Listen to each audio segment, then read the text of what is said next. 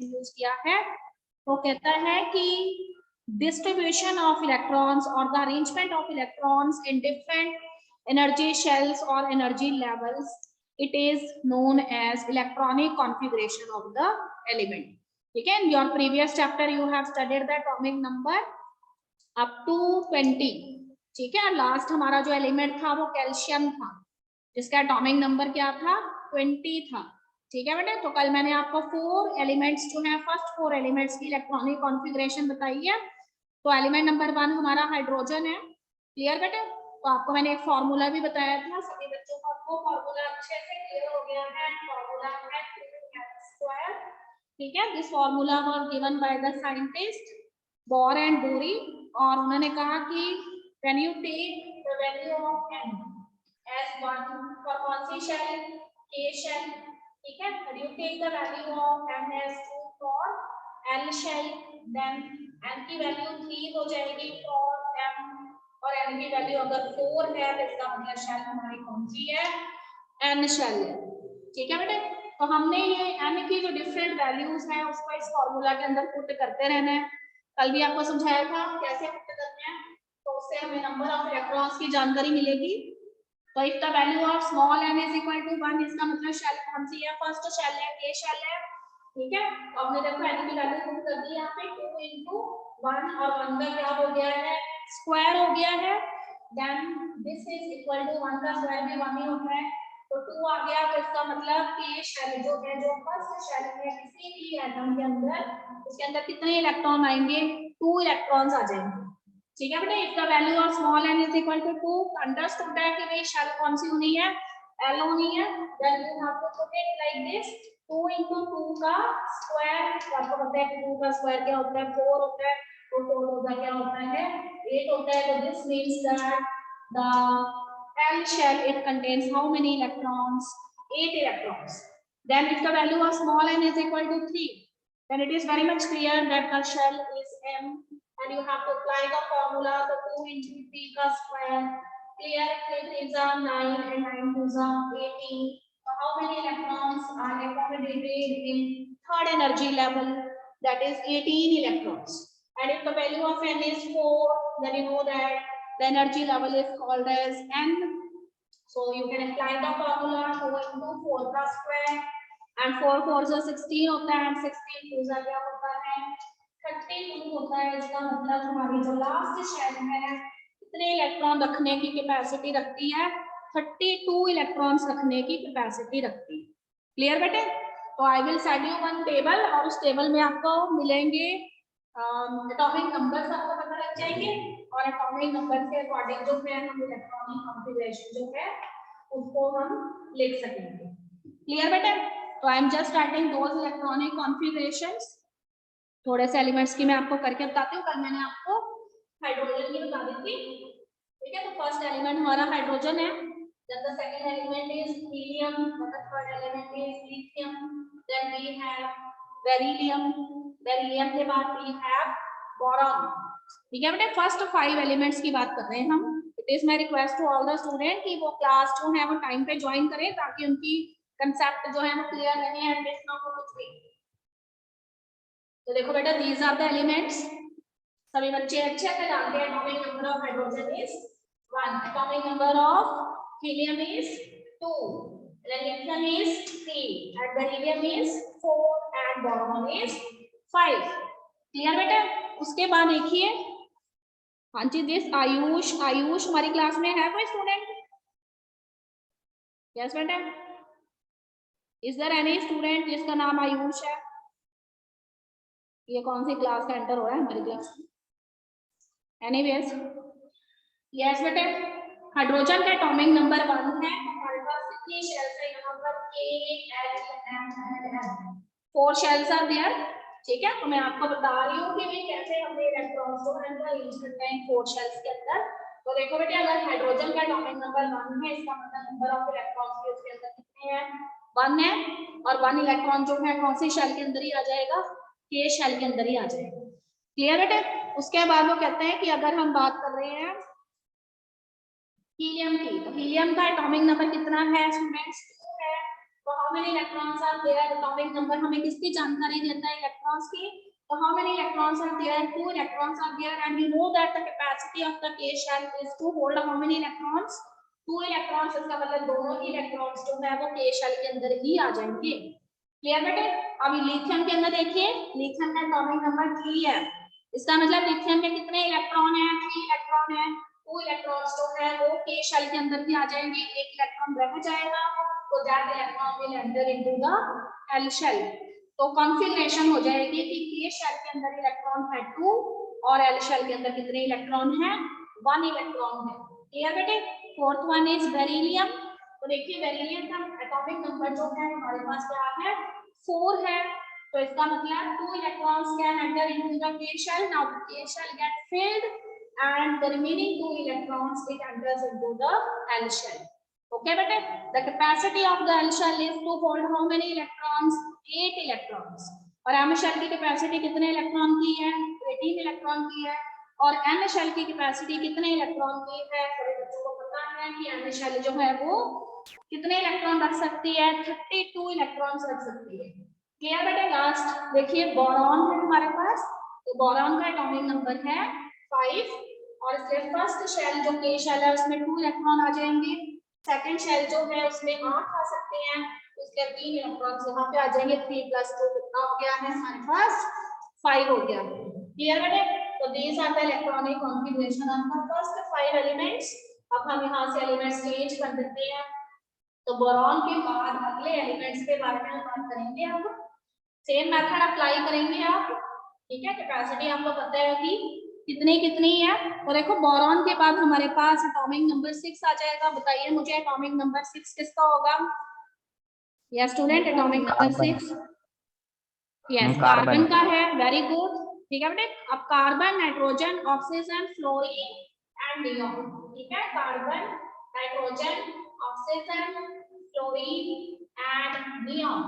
Clear बेटे। Carbon का atomic number है 6, नाइट्रोजन का एटॉमिक नंबर है 7, ऑक्सीजन का एटॉमिक नंबर है 8, फ्लोरीन का एटॉमिक नंबर है 9 एंड नियॉन का एटॉमिक नंबर है 10।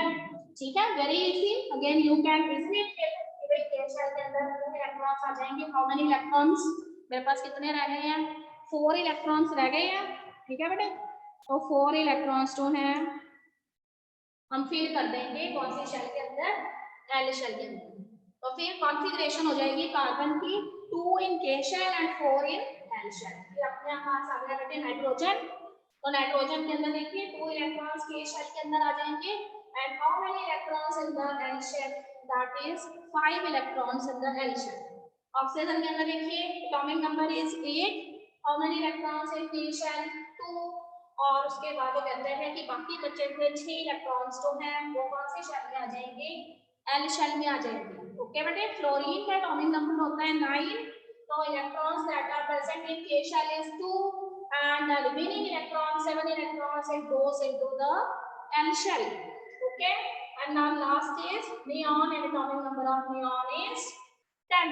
So you can easily see that in atomic number 10 है तो 2 इलेक्ट्रॉन आ जाएंगे P में और 8 इलेक्ट्रॉन किसके अंदर आ जाएंगी, L शेल के अंदर आ जाएंगी। अब इस कॉन्फ़िगरेशन को, जिसको मैंने स्टार लगाया है नियॉन की कॉन्फ़िगरेशन को, सभी बच्चे ध्यान से देखेंगे बेटे नियॉन की कॉन्फ़िगरेशन को, तो आप देख पाएंगे कि भाई नियॉन जो है उसके अंदर हमारे पास जो कॉन्फ़िगरेशन आती है। एक मिनट, ये आर्यन एंड बलप्रीत को एंटर कर लें जरा। ओके बेटे, हाँ जी।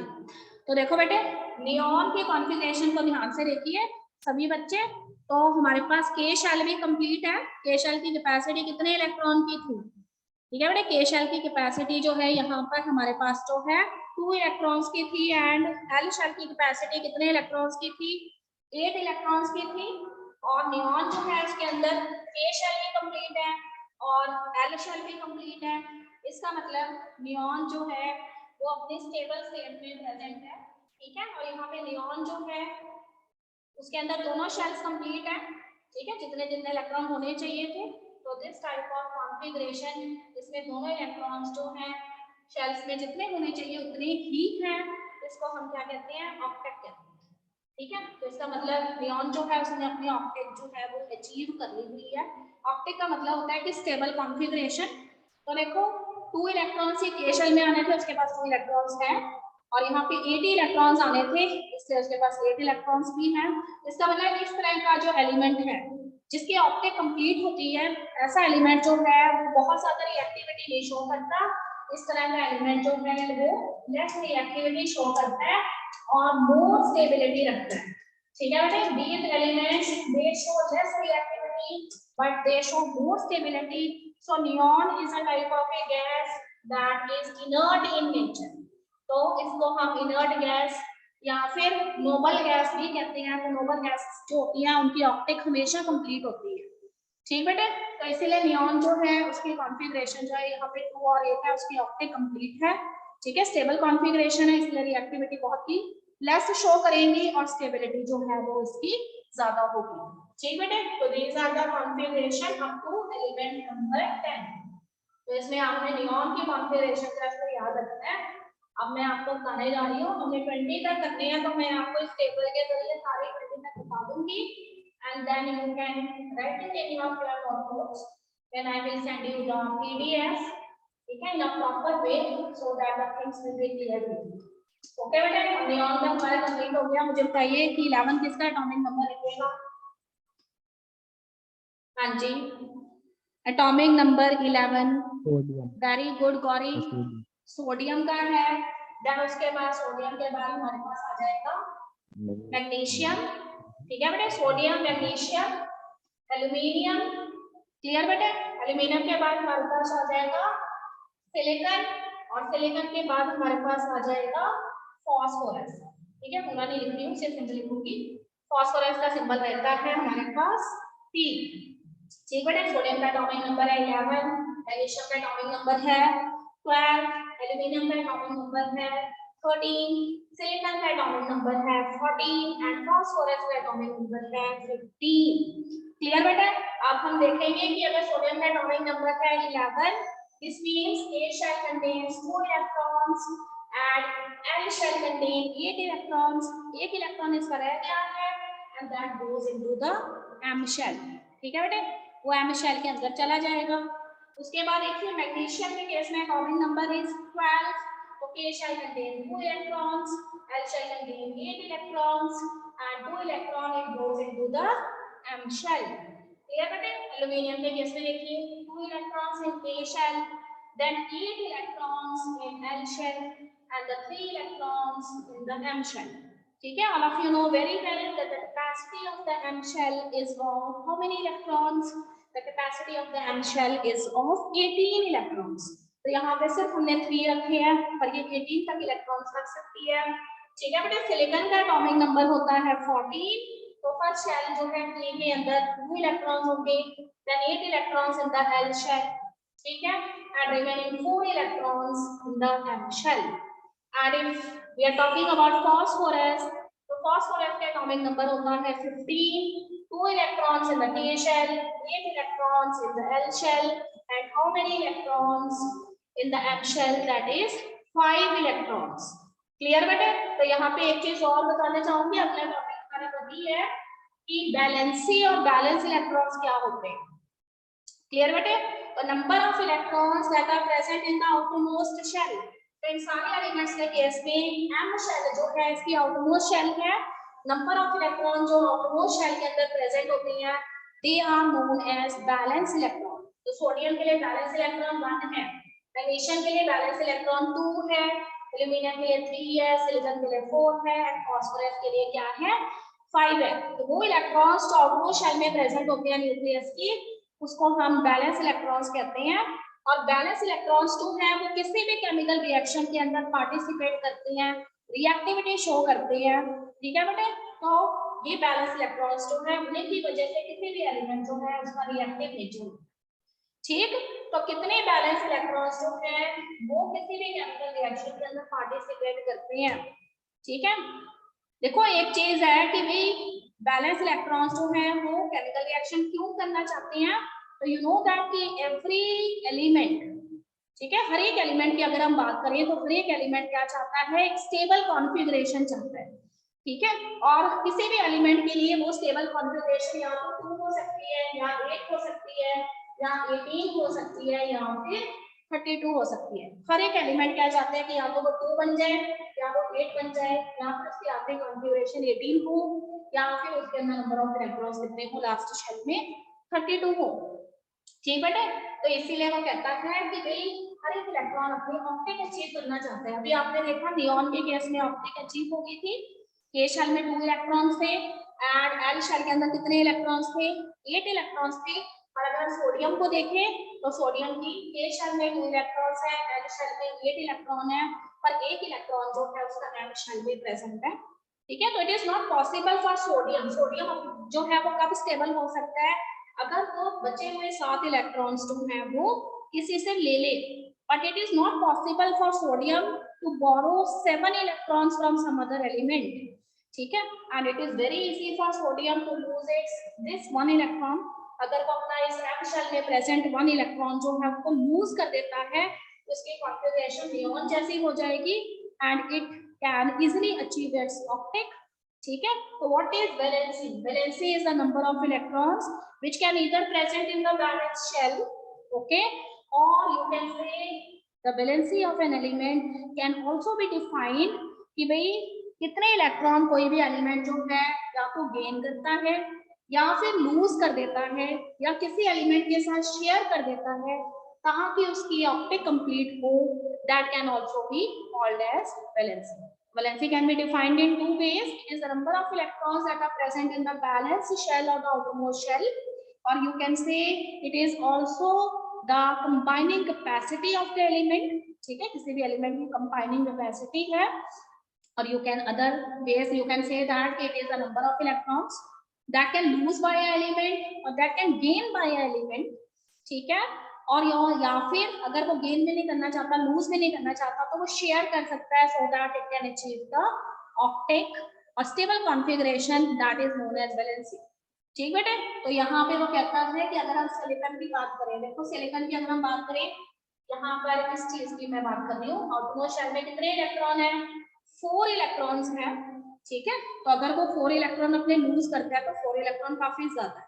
ठीक है बेटे, 4 इलेक्ट्रॉन जो है किसी से गेन करता है तब भी प्रॉब्लम है।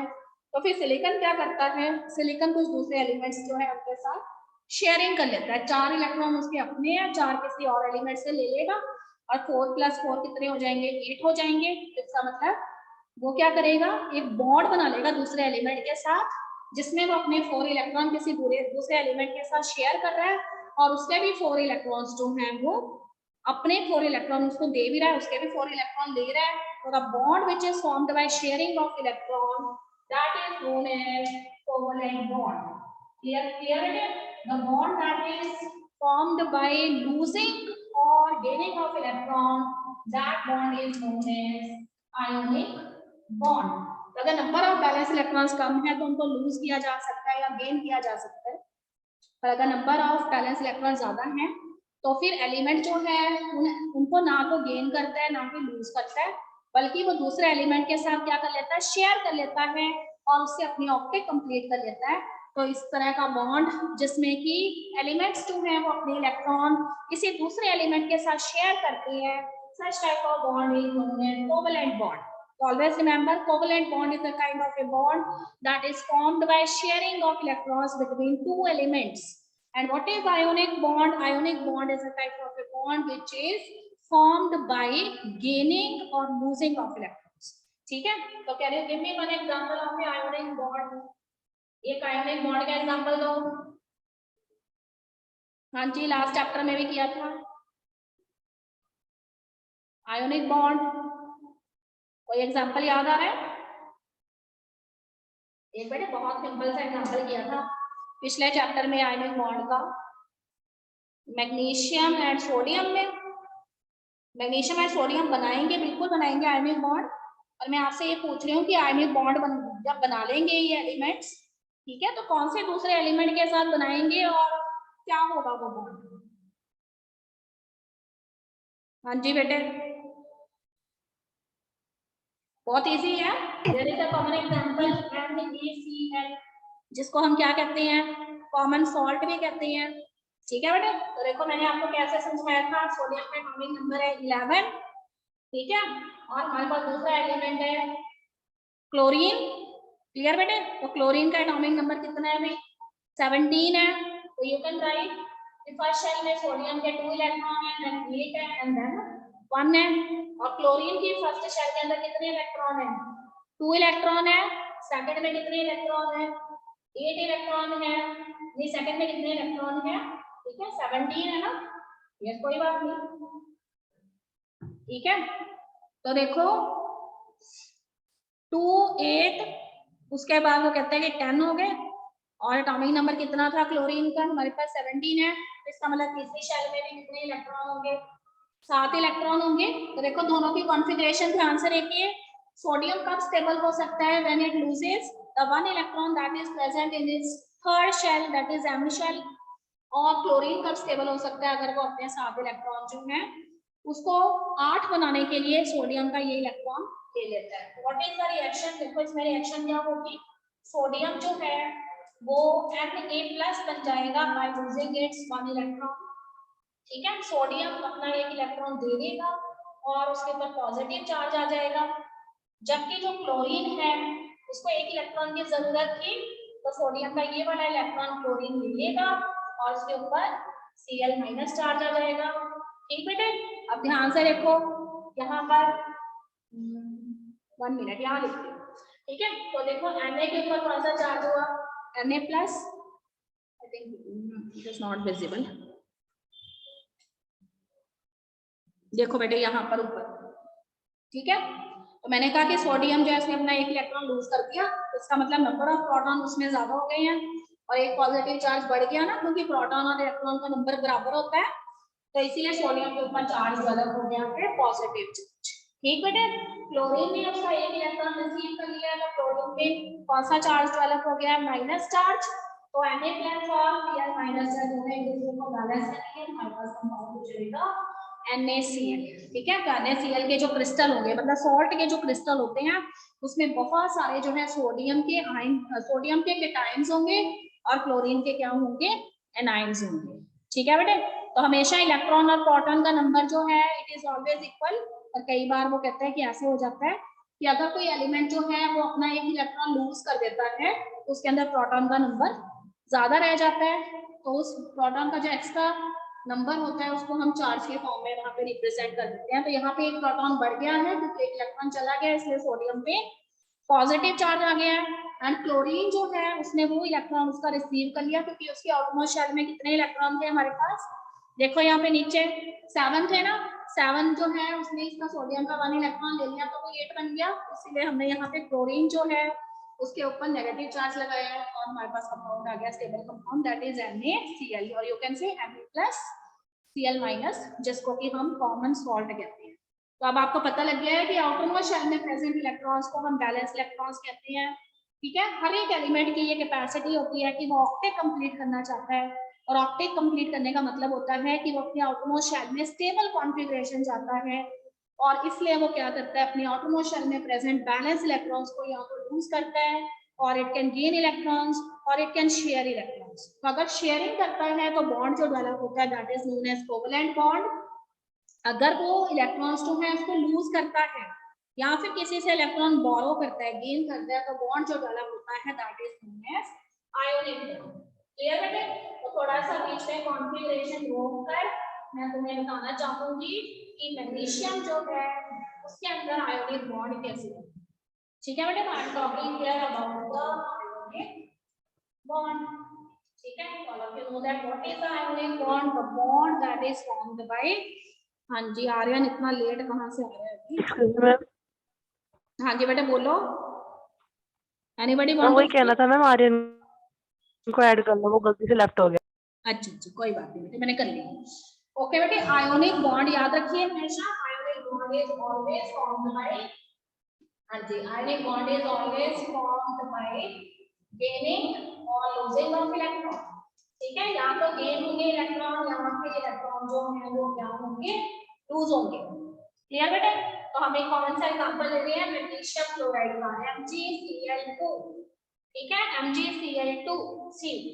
The symbol of the magnesium is Mg and you know that its atomic number is 12. Okay बेटे? और कहते हैं कि इसकी कॉन्फ़िगरेशन अगर हम देखें ए एन एम और एन शेल में कितने इलेक्ट्रॉन है मैग्नीशियम के केस में, तो 2 इन के और उसके बाद 8 हो गए एल के अंदर, 8 और 2 देखो कितने हो गए 10 हो गए। कितने इलेक्ट्रॉन रह गए हैं 2 इलेक्ट्रॉन्स, तो that is in the M shell. ठीक बेटे, अब क्लोरीन की भी कॉन्फ़िगरेशन देख लेते हैं। सबको पता है कि क्लोरीन का एटॉमिक नंबर होता है 17 और उसकी इलेक्ट्रॉनिक कॉन्फ़िगरेशन के शेल में 2 इलेक्ट्रॉन, 8 इलेक्ट्रॉन जो है हमारी एल शेल में है और एम शेल में हाउ मेनी इलेक्ट्रॉन्स 7 इलेक्ट्रॉन। ठीक है बेटे, तो अब वो कहता है कि ये 7 इलेक्ट्रॉन्स जो हैं, ठीक है, क्लोरीन का एक एटम जो है अगर मैग्नीशियम को स्टेबल होना है तो मैग्नीशियम जो है मैग्नीशियम जो है बेटे उसकी आउटरमोस्ट शेल में 2 इलेक्ट्रॉन्स हैं। ठीक है, पर वो कहता है कि 2 से भी ज्यादा स्टेबल कॉन्फ़िगरेशन 8 वाली है, तो देखो 2 इलेक्ट्रॉन्स तो है। ठीक है, it is very easy for magnesium की वो अपने 8 इलेक्ट्रॉन जो है 8 वाली ऑप्टिक अचीव करने के लिए क्या करे कि अपने या तो किसी से 6 इलेक्ट्रॉन बोरो कर ले, ठीक है, या फिर वो कहता है कि अपने 2 इलेक्ट्रॉन्स जो हैं उसको लूज कर दे। तो इसलिए वो क्या करेगा अपने ये जो 2 इलेक्ट्रॉन्स आउटरमोस्ट शेल में प्रेजेंट है, जिसको अभी मैंने बताया क्या बोला है हमने, बैलेंस इलेक्ट्रॉन बोला।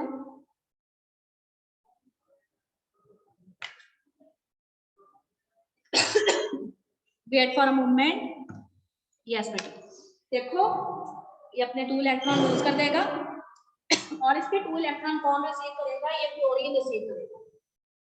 ठीक बेटे, पर कहता है कि क्लोरीन जो है उसके आउटरमोस्ट शेल में 7 इलेक्ट्रॉन है, तो ये एक इलेक्ट्रॉन मैग्नीशियम से ले सकता है, अपने मैग्नीशियम के पास एक इलेक्ट्रॉन बच जाएगा। इसका मतलब there is one another chlorine atom जो मैग्नीशियम का सेकंड इलेक्ट्रॉन भी रिसीव करेगा। ठीक है, तो अब देखो इसके बीच में जो बॉन्ड बनेगा वो कौन सा बॉन्ड होना है, तो वो बॉन्ड जो है यहाँ पर देखो किस तरीके से बन रहा है कि मैग्नीशियम जो है उसने क्या किया, अपने 2 इलेक्ट्रॉन्स जो है उनको लूज कर दिया, तो मैग्नीशियम पे कितना चार्ज आ गया 2+ चार्ज आ गया। ठीक, और उसके बाद कहते हैं कि इसके 2 इलेक्ट्रॉन्स यहाँ से चले गए हैं। ठीक बेटे, अब वो कहते हैं कि एक क्लोरीन एटम जो है उसने मैग्नीशियम का एक इलेक्ट्रॉन दिया और वो क्या बन गया है Cl- बन गया। ठीक है, और अब भी एक इलेक्ट्रॉन इसका रहता है, तो एक और क्लोरीन एटम आएगा वो मैग्नीशियम का एक और इलेक्ट्रॉन लेगा और वो भी क्या बन जाएगा Cl- बन जाएगा। ठीक है, इसका मतलब कितने क्लोरीन एटम्स ने मैग्नीशियम के 2 इलेक्ट्रॉन रिसीव किए हैं, 2 क्लोरीन एटम्स ने रिसीव किए हैं। तो इसकी वजह से वो कहते हैं कि मैग्नीशियम जो है उसके ऊपर 2 पॉजिटिव चार्ज है और 2 क्लोरीन एटम मिलके Cl बना देंगे और बनने वाला कंपाउंड जो है हमारे पास हो जाएगा MgCl2। ठीक है, या you can write it as this 2Cl ने इसके 2 इलेक्ट्रॉन रिसीव किए तो कंपाउंड हमारे पास बन जाएगा MgCl2। तो दिस इज द कंपाउंड। ठीक है, तो इस तरह से मैग्नीशियम और सोडियम जो है वो अपने बॉन्ड्स बनाते हैं।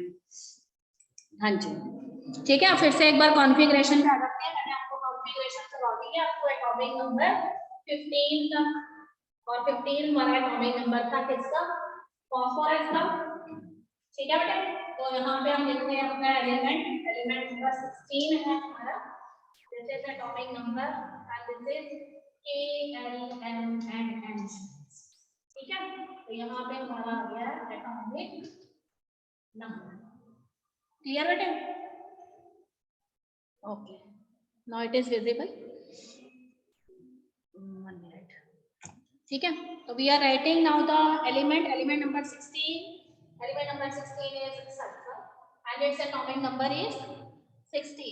ठीक है, देन सल्फर के बाद हमारे पास आ जाता है क्लोरीन। ठीक है, क्लोरीन के बाद हमारे पास आ जाता है आर्गन। ठीक है, तो आर्गन के बाद वो कहता है कि हमारे पास आ जाएगा, हाँ जी बेटे, आर्गन के बाद हमारे पास क्या आएगा, तो आर्गन के बाद हमारे पास आ गया पोटेशियम। पोटेशियम का सिंबल होता है के और पोटेशियम के बाद आ गया है हमारे पास लास्ट वाला एलिमेंट हमारा जो है कैल्शियम Ca। ओके बेटा, तो देखो सल्फर का एटॉमिक नंबर है 16, फर्स्ट शेल के अंदर कितने इलेक्ट्रॉन 2 इलेक्ट्रॉन, के शेल के अंदर 8 इलेक्ट्रॉन, इसके अंदर एल शेल के अंदर 10 हो गए। ठीक है, रह गए कितने, तो कहते हैं 2, 8 और उसके बाद 6 इलेक्ट्रॉन रह गए हैं, तो this 6 electron goes into the M shell.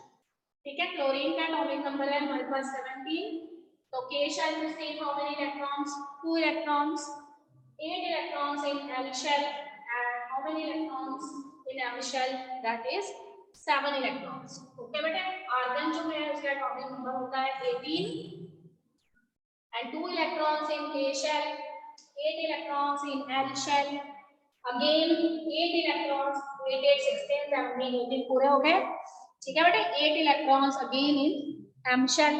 तो फिर से देखो ध्यान से, आर्गन के केस में हमारी ऑक्टेट कंप्लीट हो रही है, ठीक है। इस कॉन्फ़िगरेशन को ध्यान से देखो, स्टेबल ऑक्टेट हमें मिल रही है यहाँ पर, ठीक। तो इसीलिए ये क्या है, again noble gas, noble gas है। तो ये भी कंप्लीट कर देती हूँ फटाफट। 19 एंड इसका एटॉमिक नंबर है 20। तो 2 8 and 1 in case of potassium, तो 1 इलेक्ट्रॉन अपना लूज कर देगा पोटेशियम, तो स्टेबल हो जाएगा। इसी तरह से कैल्शियम 2 8 एंड 2, ठीक है बेटे। तो इस तरह से कहते हैं कि आर्गन जो है उसकी स्टेबल कॉन्फ़िगरेशन है, और ये दोनों ऑक्टेट कंप्लीट करने के लिए पोटेशियम अपना 1 इलेक्ट्रॉन लूज करेगा, और ये क्या नाम है, कैल्शियम अपना 2 इलेक्ट्रॉन लूज करके ये भी स्टेबल कॉन्फ़िगरेशन अचीव करेगी। ओके बेटे, तो that's all in today's lecture. कोशिश करें कि ज्यादा से ज्यादा बच्चे ज्वाइन करें, जल्दी तुम्हें होमवर्क आने वाला है काफी सारा, उसको अपने फेयर कॉपी में कर लें, ठीक बेटे। तो अब यहाँ तक सारे बच्चे पढ़ लेंगे, इसको रीडिंग करेंगे बुक की, ताकि कोई दिक्कत ना आए किसी